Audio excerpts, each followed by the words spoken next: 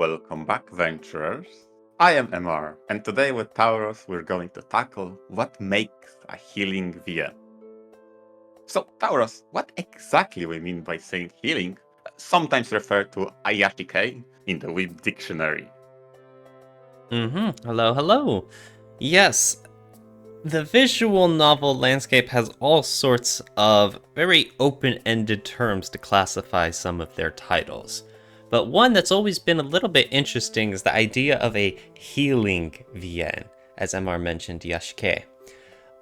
This actually used to be a tag on VNDB. It's now deleted because of its subjectivity, but I'll read it out here. A term used for anime and manga created with the specific purpose of having a healing or soothing effect on the audience. Works of this kind often involve alternate realities with little to no conflict, emphasizing nature and the little delights in life. And I thought that's a very interesting aspect to go with because, by definition, stories typically need to have some sort of conflict, something to advance the plot. And yet, this healing VN goes in the opposite direction, of being more like an exhibition of just happy little slice of life scenes. What do you think, Amar? It's so interesting, especially since the second part of why it was denied in the VNDB, as explained, is that it's very subjective and up to personal opinion unless creator explicitly confirms their intent for that to be the case. Okay? But ultimately, that kind of term can be broken down to subterms, one of which is no conflict, like you said, which seems to, on the surface level, not guide the plot. Right? Because if you don't have a conflict, then how do you progress? You're kind of stuck in a place of, and I like your example of exhibition, right? Yeah, this is small delights and pleasures of life, and now we're going to showcase it to you. To me, in a way, the thing that came to my mind when thinking about and preparing for this episode was it takes a lot of commonalities in Roma, because that's probably the safest and most easy to portray in a delighted fashion, a fulfilling romance story. But I think it's quite a lot to compare to Moege. And the biggest contrast between Moeges and healing, I see, is the foundation. Whereas Moege tends to depict a very convenient situation, such as a high school life with a protagonist that has absent parents and house to himself. And this is his normal high school boy life, very convenient. Whereas Healing Vian tends to have a foundation of, imagine if insert name of protagonist has a terrible life, and one of two ways of portraying that is either a gray life, meaning one that is full of repetition and work, and the other is a life full of misfortune and missteps in his life, and that's the foundation of the story. I also wanted to mention, because you made those ties with Moege and romance, in that a healing VN is supposed to be about the little moments in life, taking it easy, relaxing. However, off the top of my head, I've always associated it with romance stories. Or at the very least, they're intended for like the male main character, along with a romanceable heroine. And if you go by the definition, literally, it doesn't have to be about a heroine. It could be just about living in nature on a nice farm or something. It could be about bonding with a pet or something. But you don't typically see these kinds of premises, the kinds of VNs that would also classify as healing VN, I've always associated it with romance. When Well, yeah. Mhm. And because I was going to mention that the moment you steered it from the romance back into any kind of little delights in life experiences, right? One of which can be, for example, escape from responsibility. And again, let's take the foundation of someone who has been living in a dull and unfulfilling life that has an opportunity, for example, to escape the city life and go to the woods and live through, the Japanese small village life. And then throughout those small interactions with the villagers and the small community tightly knit together, he learns to learn again to appreciate the little things instead the mundanity that he was kinda trapped inside of. Which none of those things that I described relate to romance, but mainly romance is the easiest one to portray as a healing factor that gives purpose. And yet, like you mentioned, Moeke is also another aspect of it, where instead of, say, just one romanceable heroine, it emphasizes more so like a friend group of having normal daily life and maybe nostalgia for the old times instead of for something new, like you described. So, I feel like there's two major ways that the healing VNs tend to go is either, a fantasy of escaping responsibilities with one heroine, like you mentioned, or like nostalgia for the old times of back in high school, having fun with friends, hanging out, the whole world at your fingertips, other sort of aspect. Typically, for those episodes, we prepare some examples with titles we've read, and the moment you steer the conversation into the non-romanceable enjoyments of life, a title I've read previously sprung back to memory. In Tenkiyama was a title that was about that. A guy who was a main protagonist that was living the city life, but for the vacation period, he goes visit the small village and his grandparents.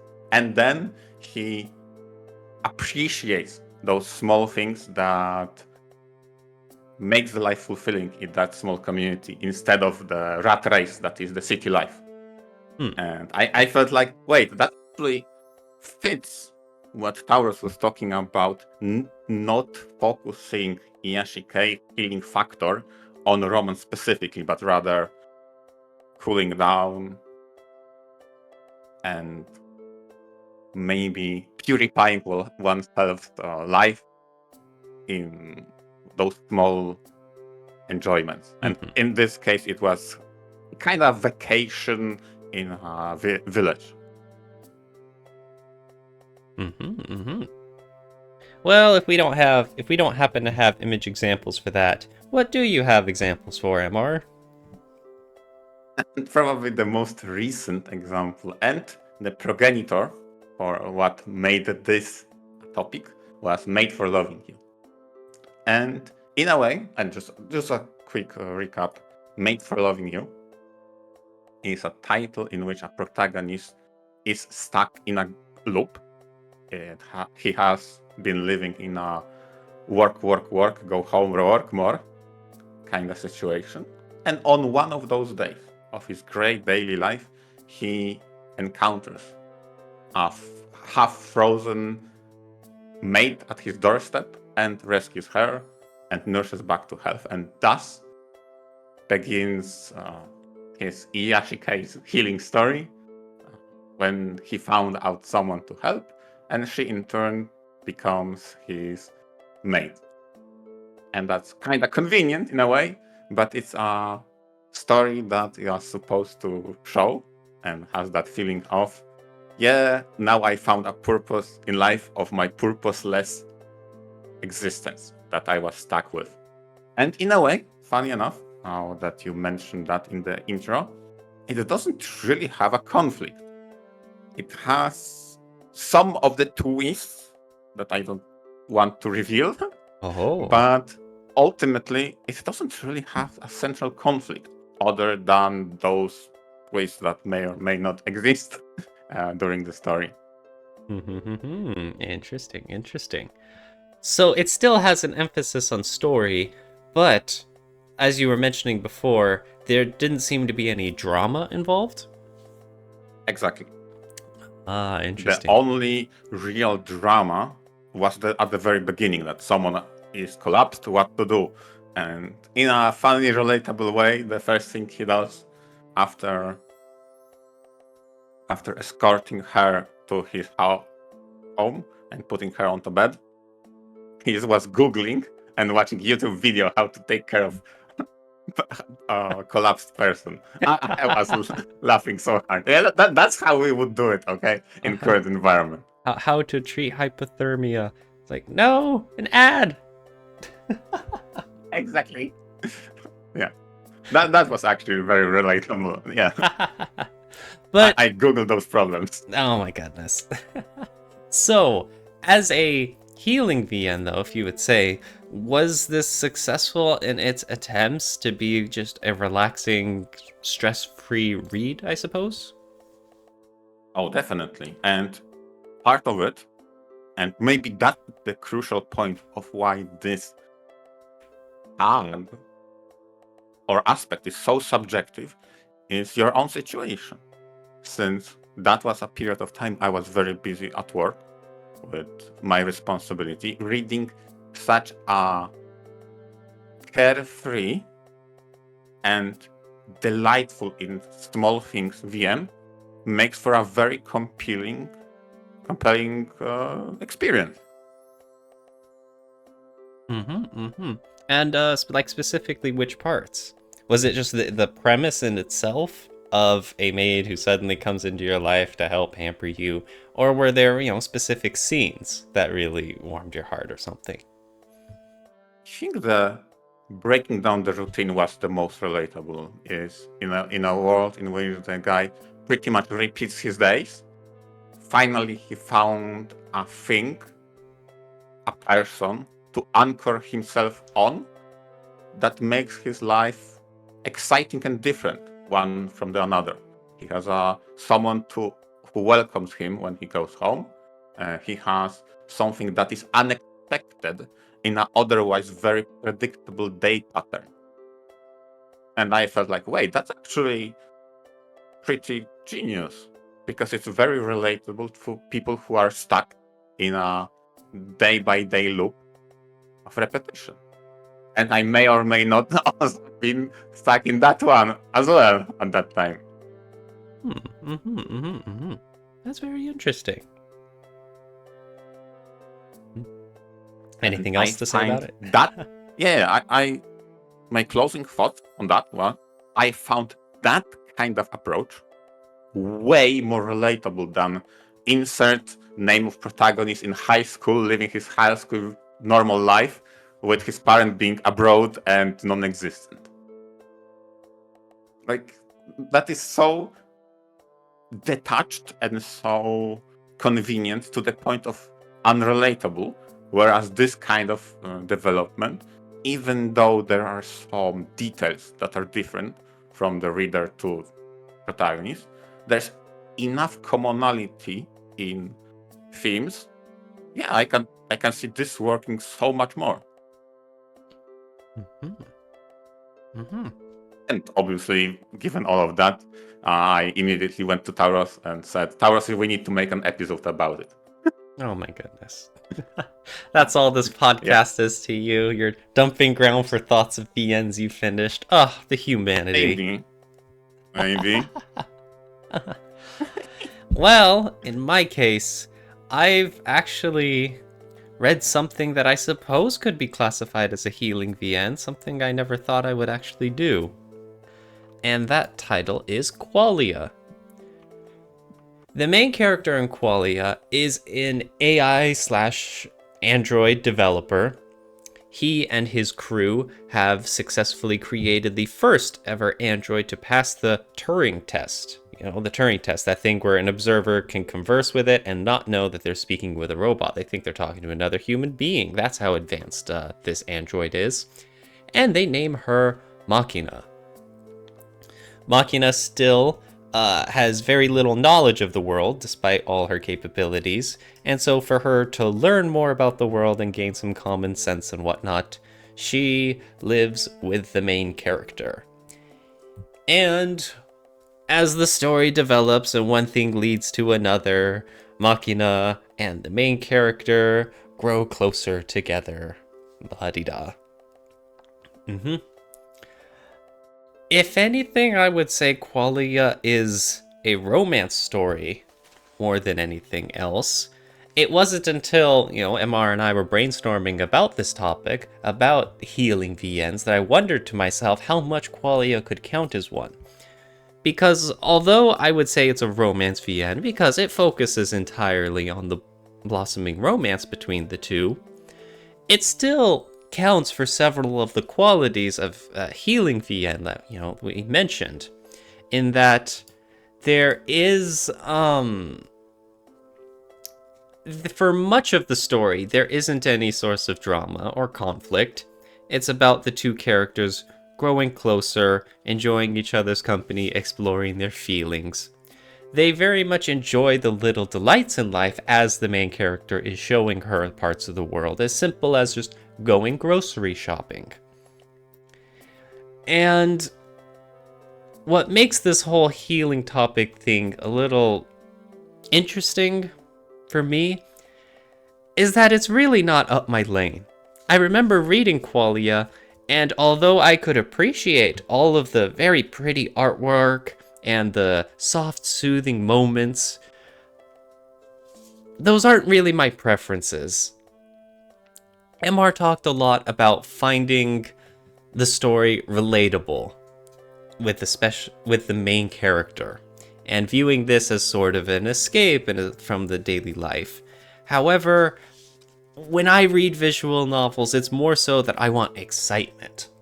I want to read something interesting. I want to read something completely different from my normal, boring, trudging life, etc., etc. And so when you have a story here that's very much, it starts off, fantastical about the whole idea of a machine, basically coming to life and that whole experience, it instead turns far more into a romance story about the small pleasures in life of them watching a movie together or learning to cook. And it's not something that really appeals to me. And so you have something that's designed to be a healing VN, very relaxing and sweet, and instead it comes across to me as boring. This isn't, really a slight against Qualia, because I know there's plenty of people who enjoyed it. It's simply something that is trying to be a very peaceful and relaxing VN is somehow, for me, becoming something of more so of the opposite. Well, I have several questions to relate, because one part of Qualia, again, I haven't read the title, so I'm trying to derive themes from your description of how they indulge in small pleasantries of life, and their relationship blossoms through those shared experiences. And that thematically, to me, ties back to the aspect of Qualia as something defined in philosophy of mind, a subjective conscious experience. And again, tied back into that she's not human, an android or artificial person, right? Mm-hmm. So in a way, that kind of exploration of small things in life is tying together the story of how she develops humanity or conscious experience. Mm-hmm. Yeah, of course. There's in the title of the title, right? Yeah, there's a lore reason for why they're focusing on all the day-to-day, hourly aspects of living a normal life. You have something like Made for Loving You, which, it just does it. It doesn't need a reason to justify itself. It knows what it's offering, and it just does it. In Qualia, they have a plot that justifies the whole aspect of the day-to-day, minute-to-minute aspects. And to go from that, listening to you, I'm like, wait, if that's the justification for the progress, this is not the justification on average, and to generalize, on average, something that Taurus looks forward to. That's why was my initial thought, because on average, the thing Taurus wants to look forward to is mystery and how to solve question. And that's not necessarily fits that criteria, right? Mm-hmm. Yeah, like I mentioned, I very much enjoy visual novels that have some sort of central driving plot, something with excitement, like mystery or action. And so, this is something very much different from the norm, and I thought I'd give it a try because, hey, push your boundaries, explore. And I'm glad I did. I'm glad I have more experiences under my belt, although I can confidently state that I probably will stay away from other romance titles in the future, because that's just simply not something I enjoy. I can definitely relate to that, since death for me as well, it's that kind of healing experiences and healing events are, I think, more on the off-brand for me, although they have made so it's maybe it's on-brand as well, so it's like internal conflict.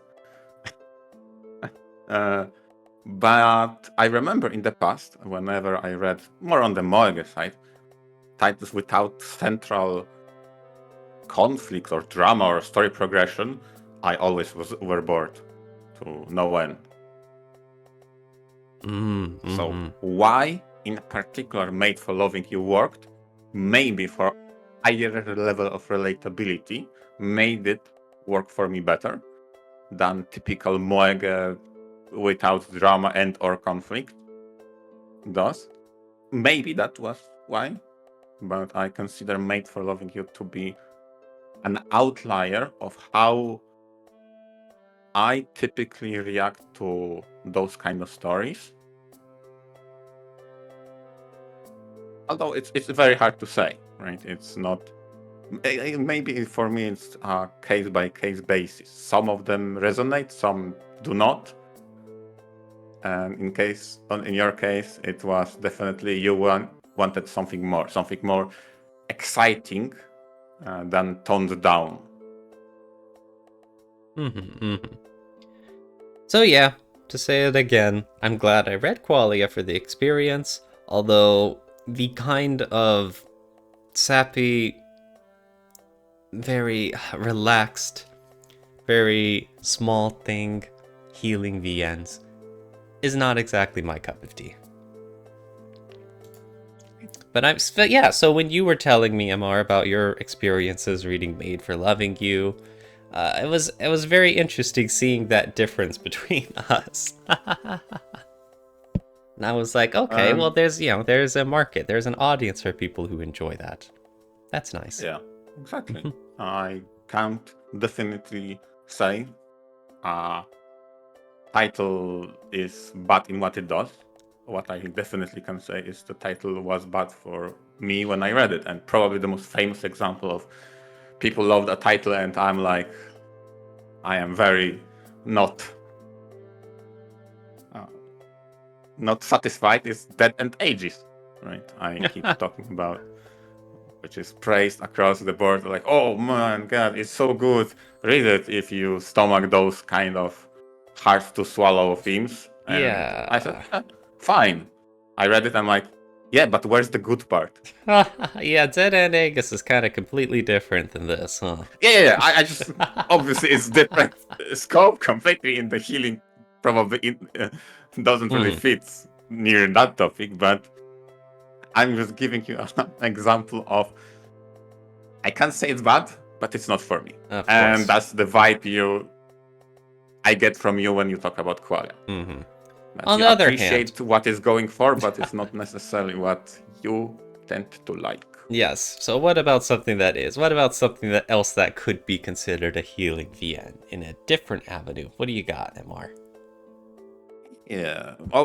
Well, preparing for this episode, I had some picks for what I consider and could qualify in same way you brainstorm qualia into this episode. And I decided, you know what? I wouldn't be myself if I didn't talk about Necopara in some capacity. Huh. You would say Now, Nekopara is a healing VN? it has aspects of it. Now, whether or not, and again, it's maybe I'll use subjectivity part of the ESGK descriptions for my advantage here, while most people tend to classify it more on the Moege side. I think it has enough of the Yashike aspect and characteristic. I think I can see that being a healing VN, and in a way, every time we bring up Necopara, you tend to comment on how sugary sweet it was, right? And it's not that far removed, that sugary sweetness, from taking delights in a small pleasantries of life, which is what Necopara, with obviously the intriguing part of it being how those Neko girls would react to otherwise human activities. Human activities. Mm-hmm. There's very little drama. There are some, how can I say it? There are some turning points in the story, but those tend to be very much a drama for 5 minutes and then it's solved. Like, oh, the Nekos were disobedient and got themselves into a intense situation for a moment with the police, right? Because they went off the script and they should. Okay, oh no, this is a drama for like 5 minutes because the protagonists come for the rescue and they are saved. Done. There's no drama that keeps you on your toes. Mm-hmm. It's all Nothing very like much, something pops up and there's a scare for a few minutes and then it gets happily resolved for everyone. Exactly, and some of those scares that they use is a scare only in a very small scale. Like, obviously, the intense drama from the first volume I cited was the police found stray cat girls and they wanted to get them confined. And the protagonist, no, they are not strays. I have them under my belt. Don't worry about it. Mm-hmm. Okay, and it was motivated by the fact that stray cat girls tend to be thieves around the city. So that's why, that's how it's connected. Okay. So, okay, that was a drama for a few moments and it was resolved. The other drama was, oh no, exam is coming in and we need to study. Like, okay, what kind of drama is that? Like, okay, I get it. It's scary for those characters, but it's not comparable to anything truly dramatic happening. Mm-hmm. So a lot of what you said so far sounds also in line with moeges, or games that are all about that moe of cute girls doing cute things and all of the avenues that includes. So what are the similarities? What are the distinctions between this being a moege versus a healing VN? I don't think it has to necessarily be one or the other. I would say it could be both. Oh, no, yeah, they can be one or the other. They can be both, but if you're going to call something a moege versus a healing VN, like in Nekopara's case, why is that? What are the reasons distinguishing it from one from the other?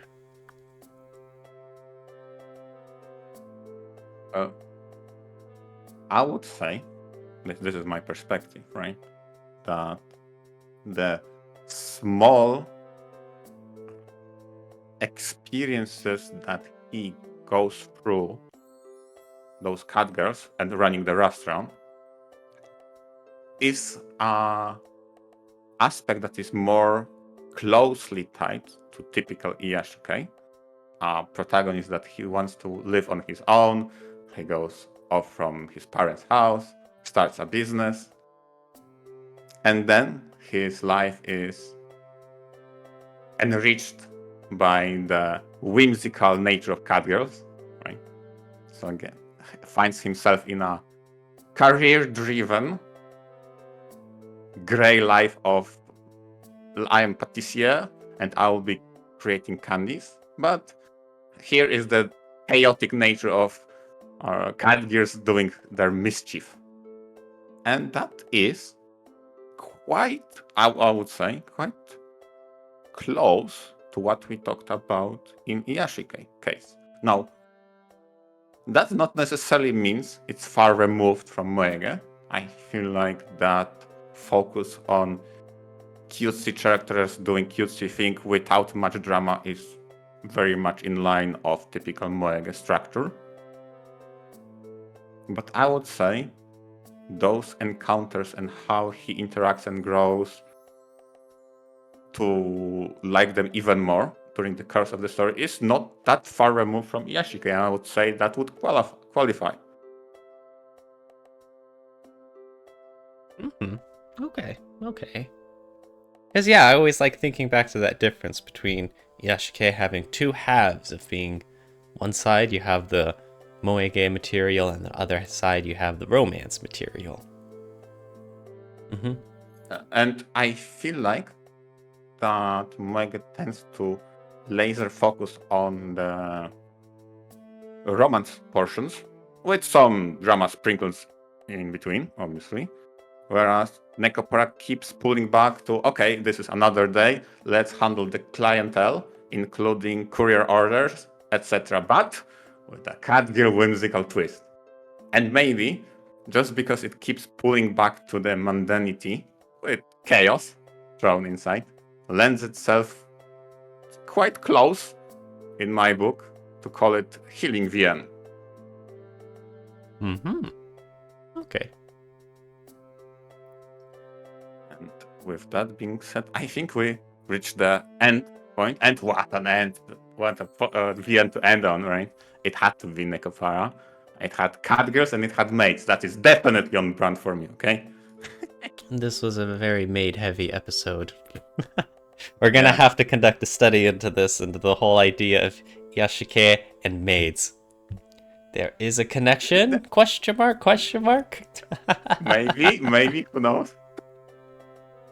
Oh, Who God. knows? Yeah. But yes, thank you everyone for listening. I hope you enjoyed the episode, and I hope that if you read any sorts of healing VNs in the future, they greatly enhance your life and your enjoyment. That would be wonderful. Exactly. And let us know what kind of VNs you consider to be healing. And with that, venture out. Venture out.